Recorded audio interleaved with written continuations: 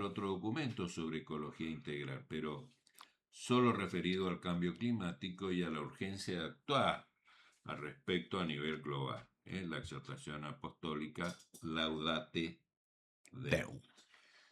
Laudato si, eh, alabado seas, Laudate Deum, alabemos a Dios, ¿no? ¿Por qué esa exhortación del 2023 con tanta premura? Es que estaba por reunirse ahí la COP28, ¿no? La reunión internacional en Dubái para evaluar los acuerdos de París, que justamente habían sido en el 2015 cuando salió la Laudato Si. Son acuerdos de París sobre el cambio climático y el compromiso de las principales naciones para ver qué hacer frente a él.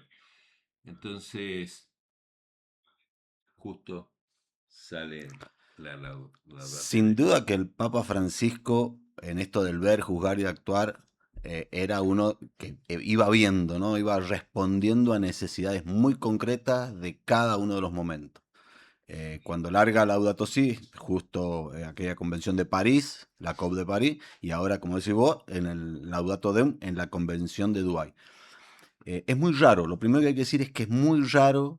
Digo, yo no sé si hay otro antecedente, por ahí si hay alguien que sepa más de documentos de la iglesia, que la iglesia largue dos documentos en tan poco tiempo referidos al mismo tema. O sea, yo no creo que haya, ¿no? Es como diciendo, de hecho, algunos criticaban, decían, bueno, algo le faltó a Laudato Si y por eso el Papa Francisco tuvo que hacer otra como aclarando. Y en realidad no. En Laudato Si el tema ambiental, de la crisis climática, el calentamiento global, lo trata y lo trata con mucha profundidad, pero sin embargo aparece otro documento que debe ser inédito. Yo creo que debe ser la única vez en la iglesia que en menos de 10 años se vuelve a tocar el tema. Una de las lecturas es justamente la que decís vos, bueno, venía esta COP28 en Dubái y entonces como les marcó la cancha, que es lo mismo que hizo con Laudato Si cuando el Acuerdo de París. Digo, la iglesia dice algo de la realidad acuciante del planeta, de la crisis ecológica, y vuelve a decir algo. Pero por ahí esto es una especulación más personal o de varios, pero también tiene que ver con la respuesta que tuvo Laudato Si. Eh, yo creo que Laudato Deum es un grito de Francisco diciendo, che, les dije en el 2015 todo lo que se nos viene, lo que nos viene pasando, lo que nos va a pasar, lo que estamos haciendo con el planeta, y ha habido muy poca respuesta. Yo creo que fue un llamado de atención de Francisco también para nosotros, cristianos, católicos, para creyentes de otras. Recordemos que Laudato Si es una encíclica dedicada, que también es inédito, a toda la humanidad, a toda la gente de buena voluntad, no solamente una encíclica para los católicos. Digo, expresamente el Papa Francisco dice para todos. De hecho, Laudato Si fue muy leída por gente no católica y hasta anticatólicos. Bueno, pero yo creo que Laudato Deum viene siendo como decir, miren, de todo lo que dije en Laudato Si, es muy peligroso, es muy grave lo que pasa con el clima, porque eso acarrea otras dificultades. Muchos de los problemas de Laudato Si tienen que ver con el calentamiento global. Entonces, me parece que es un grito de Francisco diciendo, han hecho poco, es grave, ojo con el calentamiento global, con la crisis global del clima, porque es muy serio. Y es muy Y, vertiginoso y es aparentemente también, vertiginoso ¿no? y es irreversible. Y después porque hay una respuesta en este ver la realidad, hay una respuesta a algo que estaba pasando en la sociedad que es el negacionismo del cambio climático. Digo, el mundo después del 2015 en adelante ha avanzado, ciertos sectores políticos muy poderosos han avanzado en negar lo que está pasando con la crisis del clima.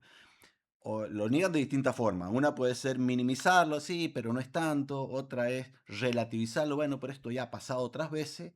Y mucho más grave es cuando ya empiezan a ver, inclusive, ridiculizar o atacar a quienes denuncian los problemas del cambio climático. Entonces hay hasta una persecución judicial, la judicialización de los que defienden estos temas. Entonces también me parece que el Papa Francisco ve esa realidad como que cada vez parece más absurdo creer que el cambio climático nos lleva a un colapso, y entonces dice, la voz de la iglesia, que otra característica de los dos documentos es que no es, el Papa Francisco no habla por sí, cita documentación científica, cita pastorales de la iglesia o la doctrina social de la iglesia anterior, el magisterio de la iglesia. Digo, uno va leyendo la cantidad de citas que tienen los dos documentos, es increíble. O sea, no es que el Papa Francisco dijo eso. Lo que hizo Francisco fue sistematizarlo e incluir estos temas o en dos documentos concretos que dice súmense a la doctrina social de la iglesia. Entonces me parece que son esas respuestas. Cuando hablamos de cambio climático, concretamente a qué nos estamos refiriendo y eso cómo afecta a la vida cotidiana, y si está bien, parece, bueno, es algo que pasa en la atmósfera, bueno, cómo nos afecta en lo cotidiano, por qué se produce, quiénes son sus principales responsables, ¿no es cierto? ¿Qué puede decirnos eso? El cambio climático, la primera expresión con la que todo el mundo lo conoce es el calentamiento global. ¿Y qué tiene que ver? Vamos a usar en estos días el evangelio que nos ha venido acompañando son las parábolas de Jesús. Vamos a usar una parábola, digo, para explicar por qué se produce. Un auto al sol. Vos tenés un auto al sol y se empieza a calentar. ¿Por qué? Porque el calor del sol entra y no Está puede saliendo, salir. Lo que está pasando en el planeta es que los gases de efecto invernadero se están transformando como en un gran vidrio que permite que los rayos del sol entren, que calienten, pero no pueden escaparse. Esto ha sucedido siempre. La vida es posible en la Tierra porque hay gases de efecto invernadero, si no sería un congelador. ujú, El problema es que han aumentado de tal manera, a partir del consumo de combustible fósil, ha aumentado de tal manera que eso nos está llevando a un calentamiento que algunos ridiculizan. En esta campaña de desprestigiar esto, dicen, bueno, 1,5 grados, 2 grados de temperatura promedio a nivel global. Y va a decir, estaría bueno que tengamos 2 grados más. O sea, ahorita digo, bueno, en invierno, en no bailar nunca, vamos a estar más. Digo, estaría lindo, sería más cómodo, en Mendoza por lo menos, 2 grados más. Para Mendoza se prevén 5, para la zona de Cuyo se prevén 5 grados. No sería tan malo 5 grados más. El problema es que es un promedio a nivel mundial y eso, hay un equilibrio tan perfecto en la naturaleza con la temperatura que eso podría desencadenar muchísimas catástrofes, muchísimos problemas. Vamos a lo más básico, si se calienta el mar, no sé, perderíamos los corales, se podrían modificar las corrientes oceánicas que regulan el clima en muchísimos lugares del mundo, habría derretimiento de los polos y derretimiento de los glaciares, subiría el nivel del mar, digo, y ejemplos, ¿no? Yakarta, una capital de un país, tiene 10 millones de habitantes y Yakarta va a quedar inundado. Entonces ya en Indonesia están previendo trasladar una ciudad completa en estas problemáticas, trasladar una ciudad completa porque van a quedar bajo el agua. Lo mismo podría pasarnos en la zona del Tigre en Buenos Aires, digo, tan famosa la zona del Tigre, bueno, el calentamiento global, si sube el nivel del mar más de 1 metro, 2 metros, serían zonas inundables. Después, otras cosas que pueden ir pasando es sequías extremas, tormentas muy rigurosas, digo, son problemas que van generando esta pequeñísima diferencia de 1 grado, 1,5 grados de medio. temperatura. ¿Quiénes son los responsables? En realidad somos todos los responsables, porque tiene que ver con el modo de vida donde hay un consumo excesivo de combustibles fósiles. Toda la energía que nosotros estamos manejando, de hecho la radio está funcionando porque hay energía eléctrica. Y la gran mayoría de la producción de energía eléctrica viene de combustibles fósiles. Claro. Pero también, digo, vos llegaste a un vehículo, nosotros llegamos a un vehículo, digo, todo el plástico que hay, todo tiene que ver con el consumo de combustible fósil. Esa es la gran problemática.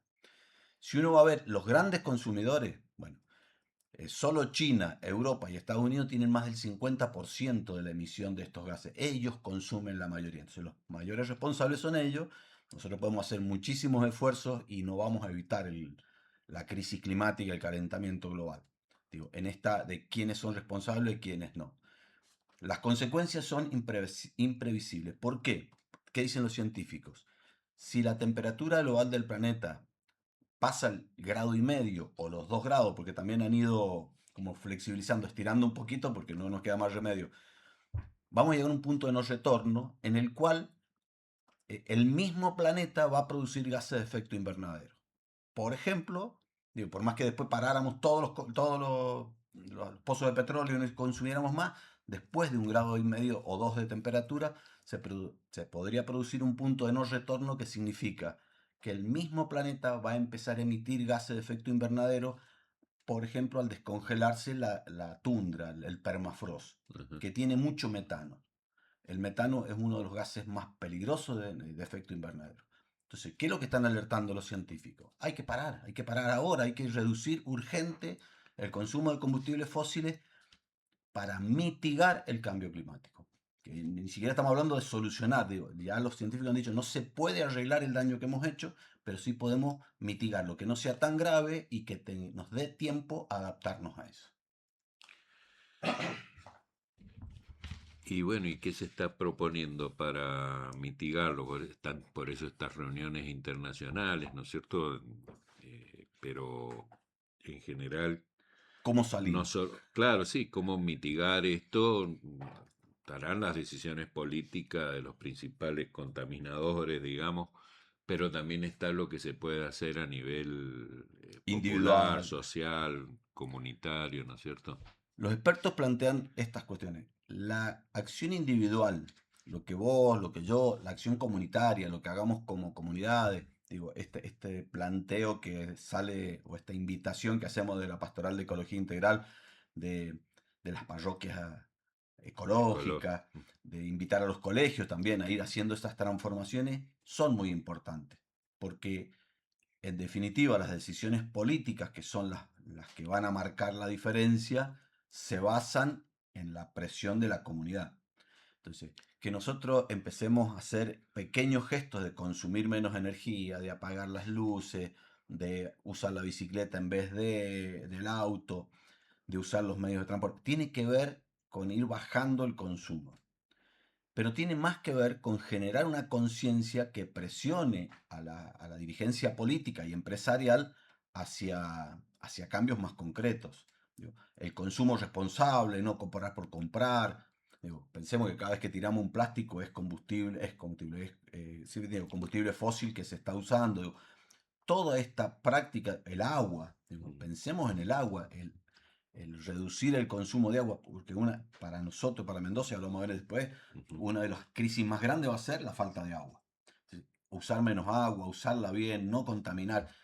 Los basurales a cielo abierto que después se queman, producen gases de efecto invernadero. Todas estas prácticas individuales tienen mucho que ver. Primero, porque van generando, o principalmente porque van generando una conciencia global y una presión hacia las clases políticas, la clase Dirigencia. a los dirigentes. Eh, Eso tiene que ver.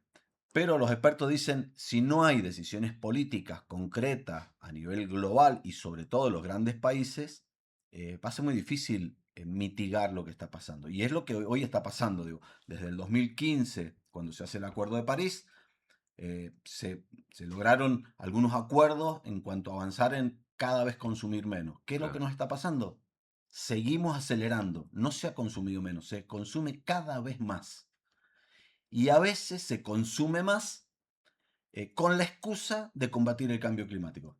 Es muy loco lo que nos pasa porque podemos hablar de transición energética y decir, ¿cómo? Con el verso de transición energética, economías verdes, de energía sustentable, nos están mintiendo, pero en realidad están haciendo un negocio con la palabra, con la apropiación de los términos y del sentido, pero en realidad eso está llevando a más emisión de De gases de gases. efecto invernadero. ¿Qué hacemos? Bueno, la conciencia. Hay que empezar a involucrarse en este tema, no meter la cabeza como el avestruz abajo, no pensar que a otro le corresponde, sino que a todos nosotros. Francisco decía en Laudato Si, todos tenemos que imaginarnos sacrificar alguno de los beneficios que nos da la sociedad y el consumo, pensando, lo voy a hacer porque así salvo el planeta. Porque así sumo un pequeñísimo granito de arena en esta cosa global que nos está afectando a todos. Hay dos palabras, Sí. perdón, hay dos palabras que expresan los científicos, pero desde hace muchísimos años, estamos hablando de 2009, ¿no? Mitigación y adaptación. La mitigación es esto de hay que tirar cada vez menos gases de efecto invernadero. Y la segunda es la adaptación, y ahí sí nos corresponde a nosotros, nos corresponde a cada uno, también a las autoridades, pero también a nosotros. tenemos que ser conscientes que el cambio climático ya está, no es que va a venir. Las consecuencias ya las tenemos. Guaymallén hace 2 años atrás tuvo la tormenta terrible esta eso es parte de las consecuencias del cambio climático. Tenemos que adaptarnos, tenemos que aprender a vivir en un mundo que va a ser mucho más hostil que el que nosotros teníamos, no porque el mundo sea malo, sino porque nosotros hemos provocado un desequilibrio. Y en la adaptación hay muchísimas medidas, digo, poner la infraestructura de la casa, digo, si 2 años, 3 años, una manga de piedra me rompió un techo porque tenía un techo traslúcido, bueno, vamos a tener que pensar, poner el techo Sí, traslúcido, pero una telita antigranizo arriba, digo, estas cosas, y como adaptando la infraestructura y adaptándonos. claro. El tema es por eso, no es que va a venir, o sea, ya estamos en medio del Ya proceso. estamos en medio del proceso.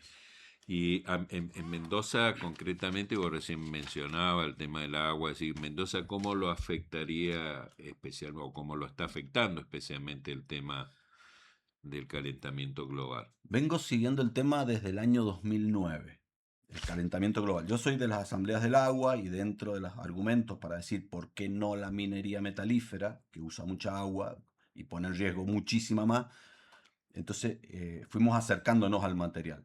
Si vos te acordás, por allá por el año 2007, 2008, hubo el Premio Nobel de la Paz se le entregó a los expertos de cambio climático, que es un equipo internacional donde van haciendo estos escenarios, qué va a pasar en un lugar, qué va a pasar en otro. Los expertos de cambio climático, Premio Nobel de la Paz en esa época, teníamos 2 mendocinos, Premio Nobel de la Paz por hablar de cambio climático en ese momento, eh, hacen los escenarios y después se han ido repitiendo, ¿no? Y en la segunda comunicación de los expertos de cambio climático de la Argentina para el Comité Internacional, hablan de Cuyo, hablan de Mendoza. ¿Qué dicen?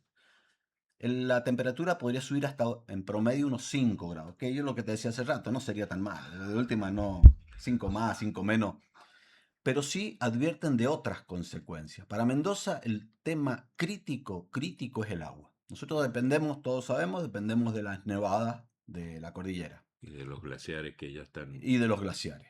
¿Qué va a pasar?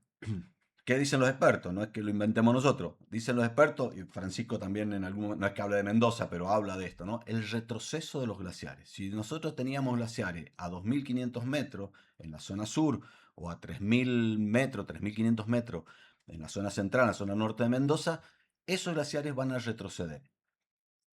¿Qué sorprende del 2009 cuando sale la segunda comunicación esta de la Argentina para el Comité de Expertos de Cambio Climático? ¿Qué sucede?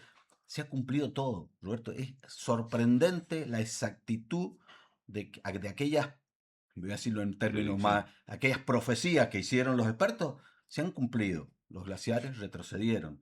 Va a nevar menos. Los periodos de sequía que antes en Mendoza abarcaban un lapso de más o menos 10 años, entre un año muy nevador y otro, en el medio había como una sequía importante o una falta de nieve importante, se van a extender.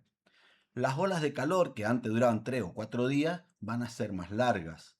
Las tormentas, los vientos ondas van a ser más fuertes. Entonces uno empieza a repasar lo que nos ha pasado desde el 2015 en adelante, esta tormenta que hubo acá en Guaymallén hace 4 años, 3 años, 4 años, que fue terrible.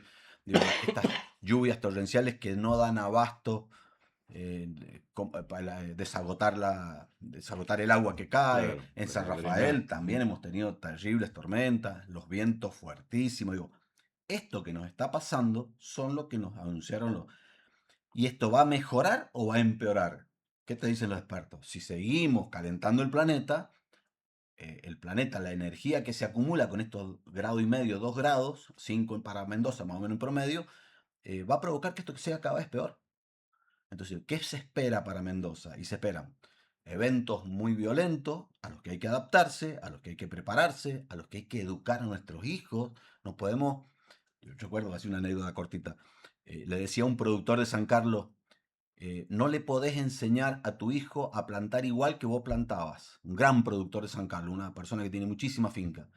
Porque tu hijo no va a poder ni regar las cantidades de hectáreas que vos tenés. Vos tenés que dejar que el Lucas, Lucas se llamaba el pibe, es que el Lucas aprenda a vivir de otra manera. Entonces, la educación de nuestros hijos, digo, tenemos que ser honestos con nuestros hijos, con nuestros nietos, con nuestros alumnos. No les podemos decir Mendoza es así, porque no va a ser nunca más así. Va a haber menos agua, vamos a disputar el agua como eje central, pero van a haber violentos. Entonces, ¿cómo nos va a afectar a Mendoza? Principalmente en el tema del agua. Los glaciares retroceden, van a ver. Ahora uno dice, ¡ay, qué hermosa nevada! ¿Viste que ha nevado muchísimo? Se van a recuperar los glaciares, se va.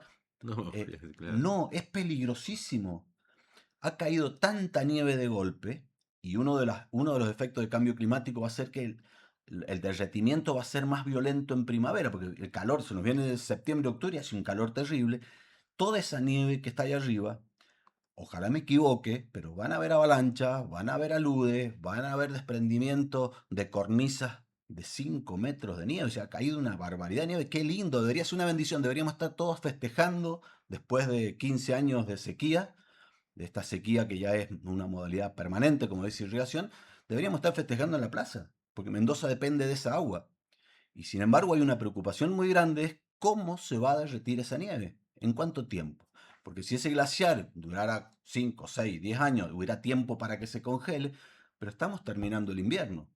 Agosto, si no hay unas heladas fuertes, duras y otras nevaditas arriba que aprieten la nieve, esa nieve floja se puede venir de golpe. Ojalá me equivoque, digo, eso es una presunción. Pero esas son las consecuencias. ¿Cómo se adapta Mendoza? Y hay que aprender a vivir de otra forma, hay que educar y hay que involucrarse en este tema. Bueno, ¿qué se está haciendo al respecto? ¿Qué es lo que no se está haciendo? ¿Qué deberíamos hacer? Cuando vos decís adaptarnos, por supuesto, el primer paso es tener conocimiento, ¿no es cierto? Tomar conciencia y...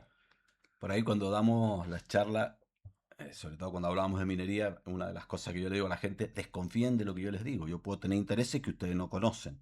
Entonces yo les digo, desconfíen, pero no se queden con la desconfianza. Dudo de todo y no averiguo. Busquen información fidedigna, aprendamos juntos y busquemos soluciones juntos. Lo primero que yo digo es, hay que involucrarse seriamente, no desde la tribuna de los WhatsApp o de las redes sociales donde opino sin saber. Digo, averigüemos, estudiemos, escuchemos a los que saben, escuchemos a los críticos de los que dicen que saben, porque a veces hay intereses, tú que digo, desconfiemos poco, pero en la duda sana, en la duda que me ayuda a crecer.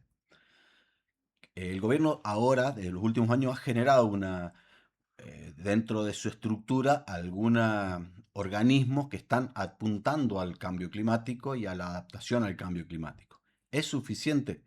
Desde uno que te lleva mucho tiempo, yo digo, no. Digo, me parece que es más una careta que tiene que ver con, bueno, esto ya no se puede evitar, hay que hacer algo porque es absurdo no hacer algo, pero a nosotros nos parece absolutamente insuficiente, porque mientras se habla de cambio climático y de hacer reservorios de agua, pasa esto que estamos denunciando de la Asamblea. Digo, nos va a faltar agua y le vamos a entregar agua a las mineras, no a un proyecto a dos, sino ya van como 100 proyectos autorizados de agua. Entender los conceptos de cuenca, que es otra cosa que nosotros, digo, por ahí denunciamos mucho, si no puede un departamento de arriba decidir hacer una actividad que involucre el agua es muy apolítica, no le da bolilla a los límites. Y si vos te mandás un lío arriba, el agua pasa ahora, se está denunciando en las redes, bueno, lo que está pasando en Corralito con la contaminación de la cloaca está afectando a la valle. Y no es, el agua se escapa. De hecho, Naciones Unidas muchas veces ha tenido el agua transfronteriza como uno de los eslogans, de las frases de campaña, de no campaña, sino de estas ideas fuerzas que dicen, ojo, porque el agua trasciende la frontera y hay que usarla como una forma de comunicación y de concordia con el pueblo de abajo y no que termine siendo un problema de guerra. Claro. Entonces, Mendoza tiene ese problema, hay que estar muy atentos y Mendoza tiene que aprender a vivir en esto, ¿no? Es decir, con menos agua, con crisis muy grandes de agua. ¿Qué se está haciendo el gobierno? Se están haciendo obras. Nosotros decimos, bueno, tiene que tener más participación de la gente y tiene que oírse más a los científicos. Digo, el gobierno está tomando decisiones políticas a veces sin tener un sustento científico. Como esto que decíamos de aprobar minera San Jorge cuando la misma gente del CONICET les alertaba, cuidado porque el agua que dicen no la tienen. Ahora este año les va a sobrar, pero otros años no. Digo, creo que les va a sobrar, les va a sobrar 2 o 3 meses, no sabemos, ¿no? Pero bueno, estas Bueno, cosas vos que van pasando. participaste allá por el 2010, cuando fue la primera vez que se presentó el proyecto. y también durante el año pasado, la segunda vez que se presenta el proyecto San Jorge para la explotación minera a cielo abierto ahí en Uspallata, y también de otros debates sobre megaminería. De hecho, sos miembro del nodo argentino de la red eclesial Iglesia y Minería. Eh, Contar un poquito, Dos preguntas en una. claro, por un lado, de qué se trata esta red de Iglesia y Minería, y después, bueno, pues vamos a hablar un poquito del proyecto San Jorge. La red eclesial continental, iglesias y minería, eh, mira, lo que ha ido pasando en todos los lugares donde hay oposición a la minería es que hay gente como yo, como muchísimos acá en Mendoza, digo, vos también estuviste en la audiencia pública de San Jorge, Claro, digo, sí, mucha gente que es de iglesia que lo termina tomando como un compromiso cristiano, esto de defender no solo la naturaleza, no es que vamos a defender guanacos ni patitos, también a la gente, la dignidad de la gente que puede verse afectada y que es lo que está pasando. claro, que ese Y es en el todo, principal problema. Se afecta justamente a los más vulnerables. a los más vulnerables. Esto mismo ha pasado en toda Latinoamérica. Y, y allá por el año 2013, en alguna reunión que se hizo del OCMAL, que es el Observatorio de Conflictos Mineros de América Latina, eh, nos dimos cuenta que éramos muchos los cristianos católicos que estábamos involucrados en este tema y que nos sentíamos solos. O sea, no nos sentíamos acompañados por la iglesia o por otros hermanos. Es decir, ¿cómo puede ser?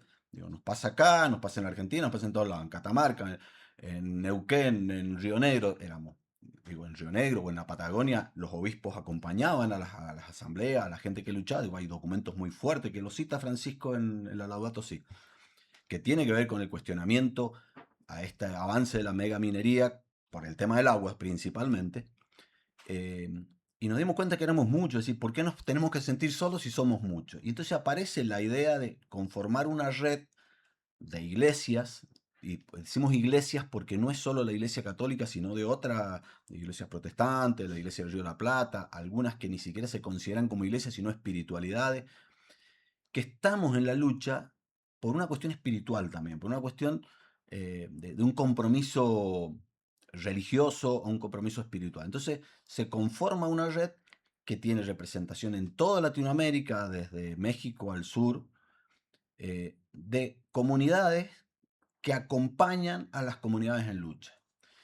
Algunas con las consecuencias, digo, pensar en Brasil, Brumadinho, un accidente minero que se llevó un pueblo entero, 300 personas muertas, el pueblo sepultado en barro, eso en el año 2019, donde el mismo obispo, que es parte de la red de iglesias y minería, tuvo que encontrarse con la realidad. Dice, él siempre, hay un testimonio muy fuerte, dice, yo creí que iba al paraíso y yo creí que la minería era el boom, que le daba trabajo a todo el mundo, y cuando me di cuenta de las consecuencias, dice, el obispo terminó con las patas en el barro, literal, porque el pueblo quedó tapado, sepultado por un dique de cola, dice, y el obispo ayudando a sacar la gente, los sobrevivientes o los muertos, más de 300 personas muertas, 2 millones de personas afectadas, 800 kilómetros de río destruidos.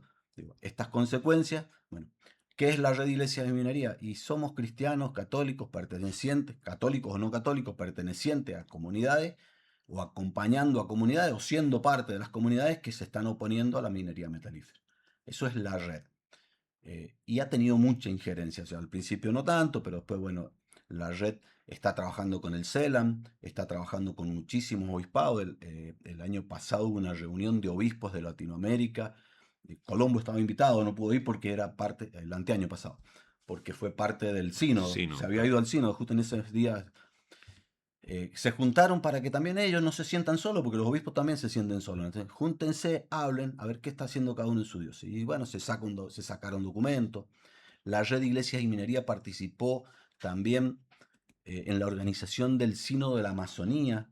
Fue el nexo con las comunidades afectadas por minería que fueron a, a- a hablar con el Papa Francisco cuando tuvo este encuentro en Brasil y pudieron expresar lo que les está pasando con el tema de la mega minería y la destrucción digo, esa es la red.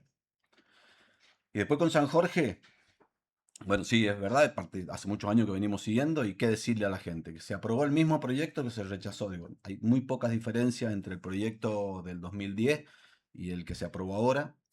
El proyecto tiene muchísimas falencias. También en esto de contar anécdotas, no anécdotas, sino parábolas, digo, volviendo a esto, es como si a vos, como si hubiesen autorizado una operación a corazón abierto, pero le falta todavía un electrocardiograma, los estudios de presión. Digo, se aprobó un proyecto porque hay presiones políticas nacionales e internacionales, pero el mismo CONICET está denunciando que falta documentación crítica. Crítica. Yo voy a decir, hay muchísima, ¿no? Recordemos que hubo un documento que fue censurado, que no dejaron que ni siquiera entrara a la legislatura antes de la aprobación, de los expertos del CONICET, de la gente del CONICET, diciendo, ojo, porque van a aprobar un proyecto con condicionamientos, pero falta información crítica para saber si realmente es viable o no es viable. El más grave de todo es el agua. No se sabe si, de hecho nosotros decimos, no le va a alcanzar el agua, no van a poder, y no, la empresa no ha dicho de dónde va a sacar el agua. Bueno, Y lo sí, otro yo me es, acuerdo que si faltaba el agua la van a sacar de pozo, o sea, la van a sacar de eh, donde no dice el proyecto. La claro, evaluación de impacto ambiental, el documento que ellos presentan, el informe de impacto ambiental, no dice dónde lo van a sacar. Dice, vamos a sacar del Tigre y no lo vamos a secar. Yo sé que el Tigre, hay algunas épocas en que tiene menos agua. el No, Tigre vamos a del hacer una arroyo pileta. que pasa por El acá. Tigre es un arroyo. Vamos a hacer una pileta para que cuando nos falte del arroyo, la pileta, cálculos que hemos hecho, no les dura más de una semana. Y a veces la sequía dura 2 años, 3 años, Ah, 5 años. O sea, no se sabe cómo. Van a perforar. Y lo otro, que es más grave todavía, que esto tiene que ver con Mendoza, es nunca pudo la empresa probar.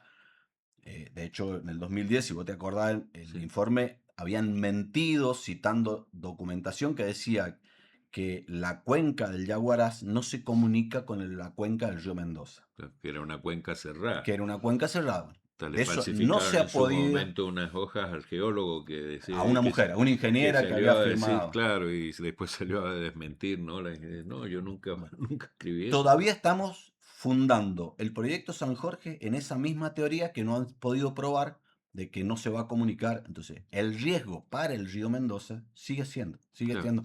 Pero El riesgo además, es que filtren los diques de cola las y- filtraciones, que son muy comunes, y la ruptura. claro, Chile, viste que siempre nos ponen el modelo chileno, el modelo chileno, teniente. Lo que ha pasado en Chile en estos días con la tormenta, digo, tenemos 4 o 5 derrames, ellos le llaman tranques de relave, el Mauro, que es uno de los más grandes del mundo, la ceniza, digo, hay varios problemas de contaminación, porque con una tormenta, esto mismo, volvemos a relacionarlo con la crisis climática, estas tormentas severas, fuera de lo común, que provocan que de golpe llueva mucho o nieve mucho, hace que colapsen los diques de cola.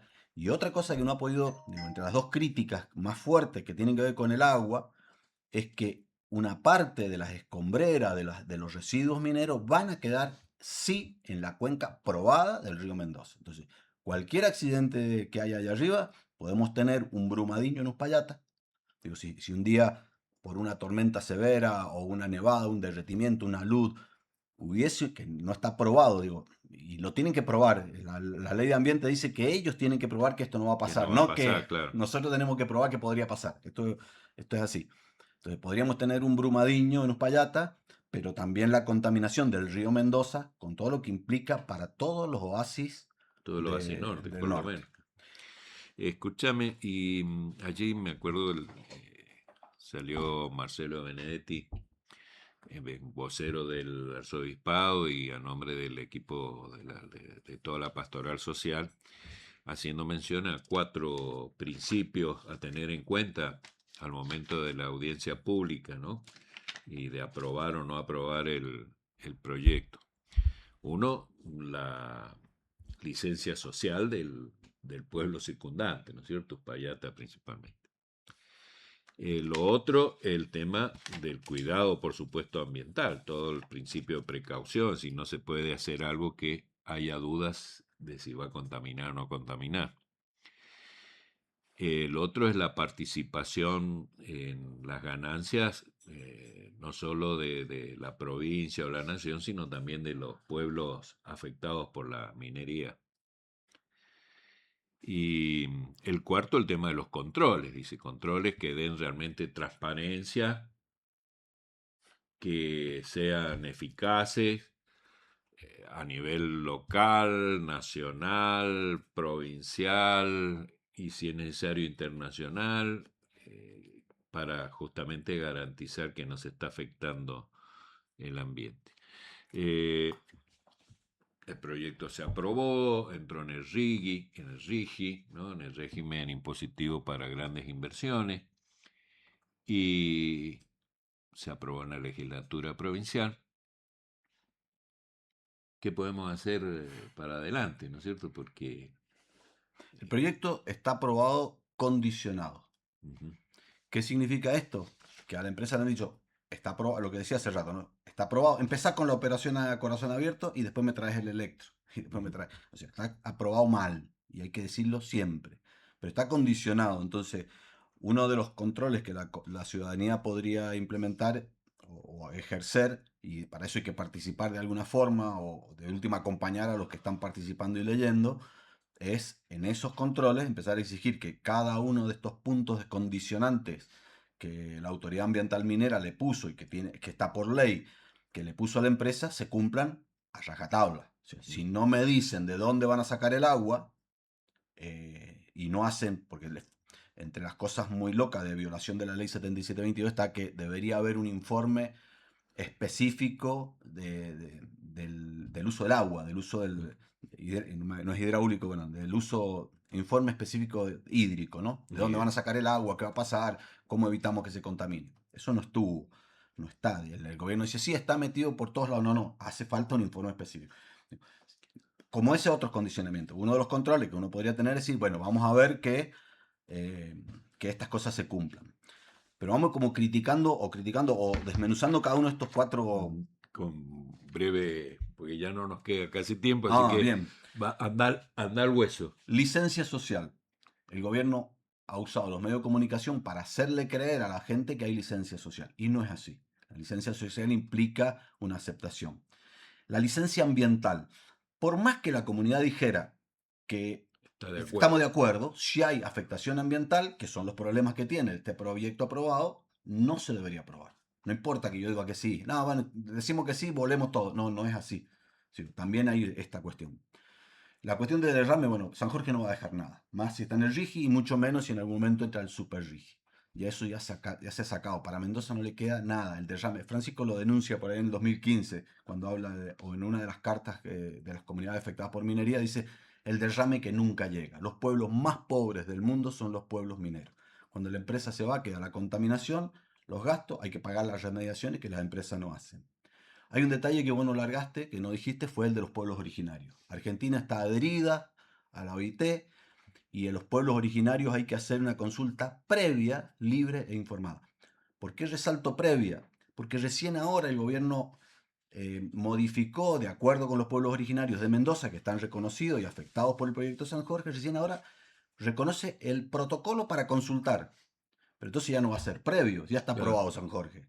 Se está violando ese acuerdo. El acuerdo de Escazú. El acuerdo de Escazú también, bueno, obliga a esto, que tiene que ver con lo mismo, con los pueblos originarios, a defender, a proteger y a acompañar a los defensores. ¿Qué está pasando en Mendoza? Que cada vez que hay gente que sale a defender, terminan presos, terminan involucrados, acusados de terrorismo por denunciar lo que podría pasar. Y en cuanto a los controles en la minería, pasa lo que está pasando en Chile. Sirven para avisarle a la gente que se rompió un dique de cola. O sea, los controles monitorean los desastres ya hechos, los problemas ya hechos. No, no son preventivos. El primer control que debería haber es la evaluación de impacto ambiental y es la que estamos denunciando que se hizo mal. Digo, Claro. El primer control es decir, che, el papel, acá está el papel, esto es lo que voy a hacer y yo le digo, esto está mal, esto está mal, esto está mal y no lo corrigen.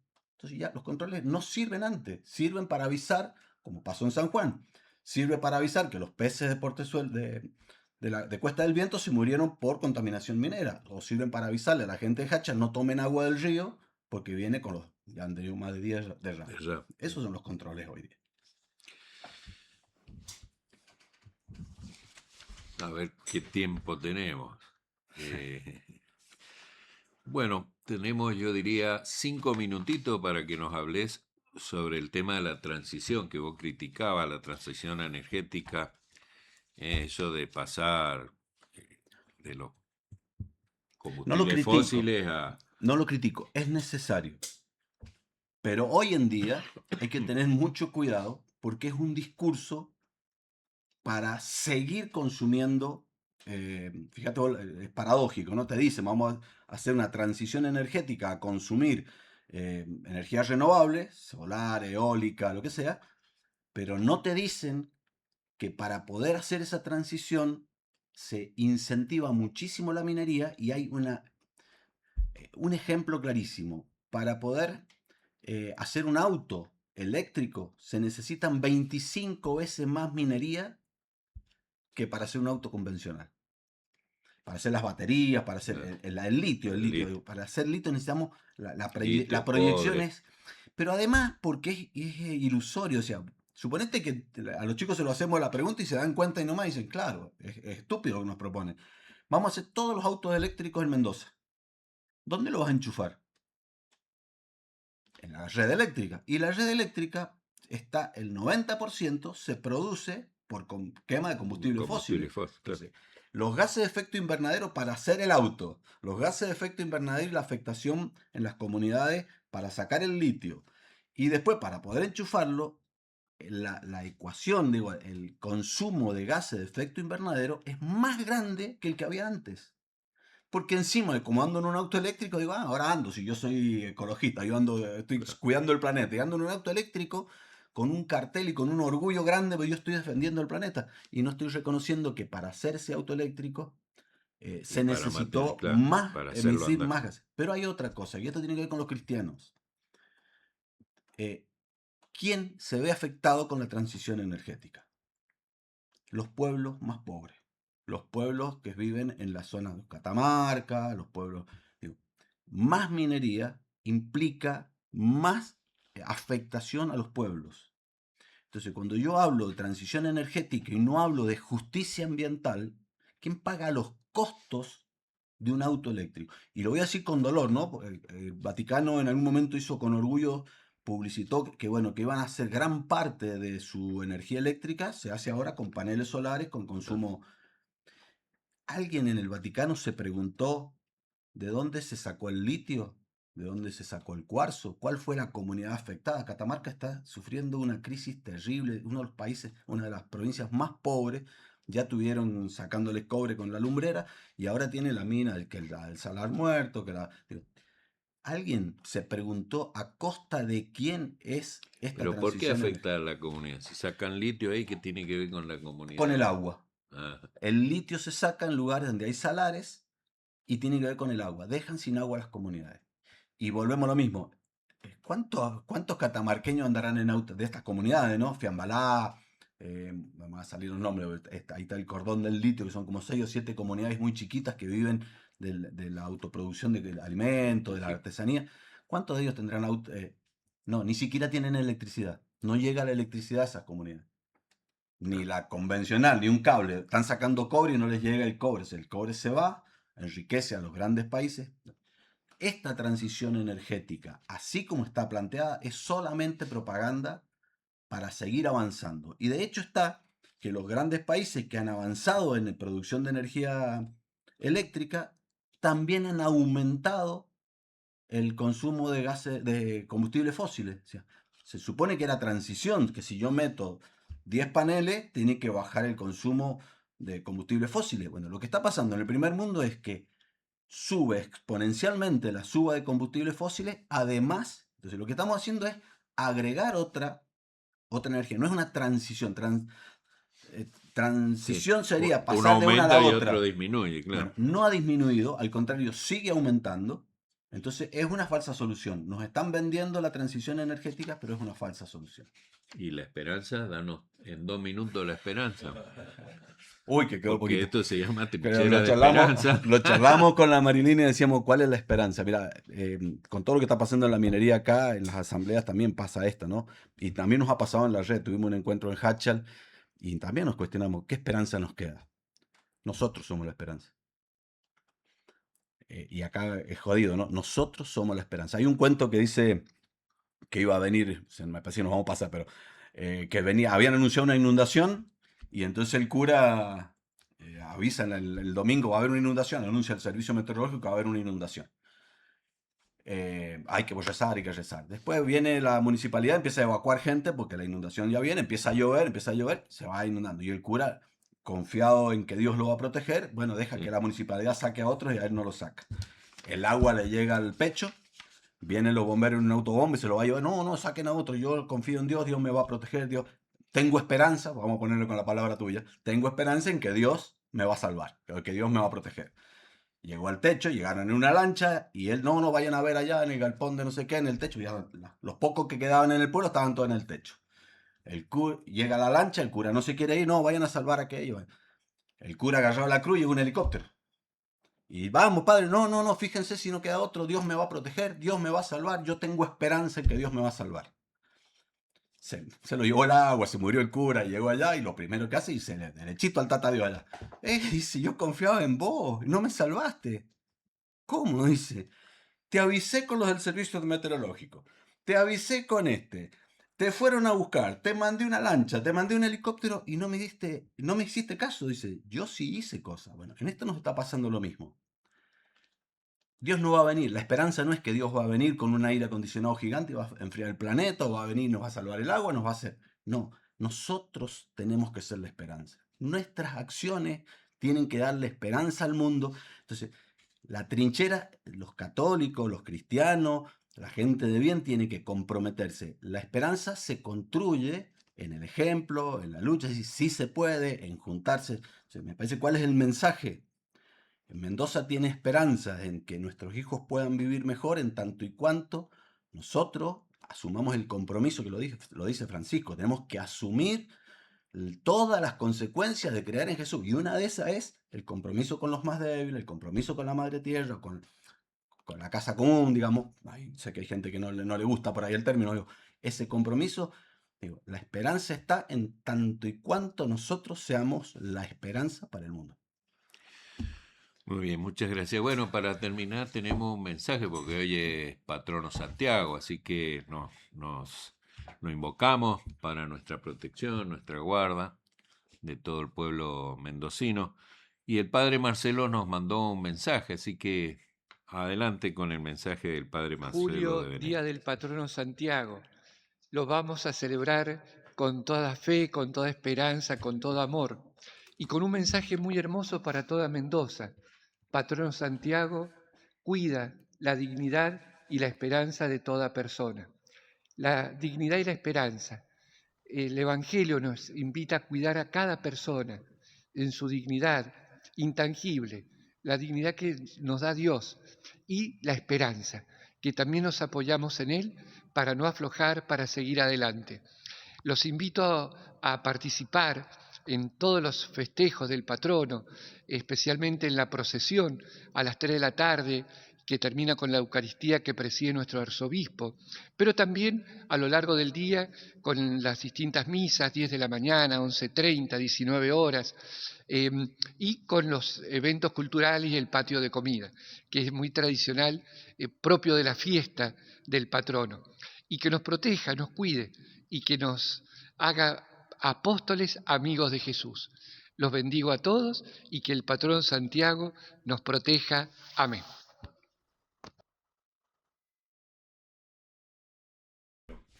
Feliz día del Santo Patrono para todos los mendocinos y muchas gracias. No, gracias a la radio. La verdad que cuesta mucho a veces llegar y en la pastoral de ecología, lo digo por mí, lo digo por todo el equipo que durante este mes acompañó. Digo, nos rompemos la cabeza viendo cómo llegamos a más gente, porque somos poquitos, de hecho invitamos a más gente a que se sume, es un compromiso cristiano, es una obligación cristiana, es una de las consecuencias de haber aceptado a Cristo. Así que agradecerle a la radio por todo este espacio, decirles que estamos dispuestos, que esto de salir al aire es una forma de multiplicar, del revuelto, parábola del sembrador, ¿no? De tirar semillas que llega a todos lados, por ahí nosotros terminamos sembrando. ¿Quién se arrima a la pastoral de ecología? Y el que ya a lo mejor para estas cosas es tierra fértil. ¿Cómo hacemos para llegar a otros lugares? Esta generosidad del sembrador que tira por todos lados. Bueno, yo creo que el aire de las redes, el aire de la radio es una forma de tirar. Y alguna caerá en tierra fértil, otra se la llevará el maligno, como dice explica hoy día, creo que hoy es el evangelio este, ¿no? Se lo llevará el maligno, la otra brotará con mucha gana, que nos pasa por ahí en los movimientos que luchamos con esto, gente que viene con muchas ganas y al poquito tiempo se desanima, pierde la esperanza y se va. Así que agradecerles a la radio en nombre de todo el equipo de la Pastoral de Ecología Integral y nada, siempre dispuesto. Nosotros tenemos mucha semilla para tirar, que tiene que ver con la basura, que tiene que ver con el reciclado, que tiene que ver con el ahorro de energía. Digo, hay muchas cosas, así que siempre dispuestos para estar. Muy bien, muchas gracias de nuevo. Gracias, Juan, nuestro operador, a la Radio Digital Católica. Y bueno, será hasta el próximo sábado, si Dios quiere, con un nuevo programa de Trincheras de Esperanza.